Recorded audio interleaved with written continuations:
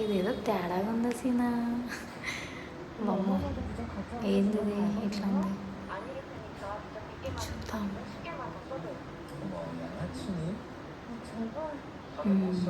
పురుగు కరెక్టే. కరెక్ట్ కనిపిస్తుందా మీకు? సేమ్ జామకాయ కలర్లో కలిసిపోయింది కదా.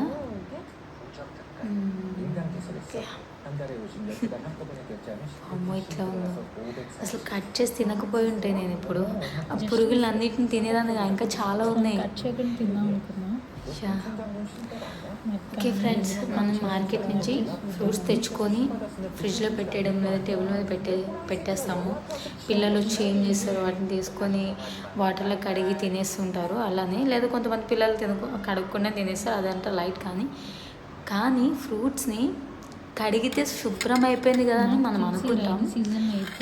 కట్ చేసి తినడం వల్ల ఎంత లాభం ఉందనేది నాకు ఇప్పుడు అర్థమైంది. అసలు నేను ఈరోజు అనుకోకుండా కట్ చేసి తిందాం అనుకున్నా. కట్ చేసి ఎందుకు తినబుద్ధి అయింది అసలు. వాటికి కూడా ఇట్లా ఈ ఘనకార్యాన్ని చూడాల్సి వస్తుంది. చూసారా ఇందులో కూడా ఉంది.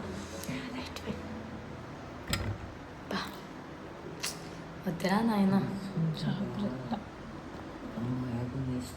ఎట్లా ఉంది? ఒకటి ఉంది, ఇది ఎట్లా ఉంటుంది ఇప్పుడు. ఇది కూడా ఉంది, మరి ఇది ఎలా ఉంటుంది? ఇది కూడా కొంచెం మెత్తగా ఉంది. ఇట్లా ఉండొచ్చు, కొంచెం మెత్తగా ఉంది. ఇది కూడా లోపల ఉండొచ్చు. దీనికి కూడా ఏమో ఎందుకులే, బయట పడేద్దాం. సో మీ పిల్లలకి ఇచ్చేటప్పుడు ఫ్రూట్స్ కట్ చేసి ఇవ్వండి, చాలా మంచిది. కట్ చేసి ఇస్తే బెటర్. ఎందుకంటే అందులో పురుగు ఏముందని మనకు తెలుస్తుంది మంచి చేయడానికి. ఇలా పడితే అలా ఇచ్చేస్తే పిల్లలు తిని వాళ్ళ హెల్త్ ఖరాబ్ చేసుకుంటారు. పిల్లలు పెట్టేటప్పుడు మెయిన్ జాగ్రత్త. మనకేమో కానీ పిల్లలు పెట్టేటప్పుడు చూసి కట్ చేసి పెట్టడం బెటర్.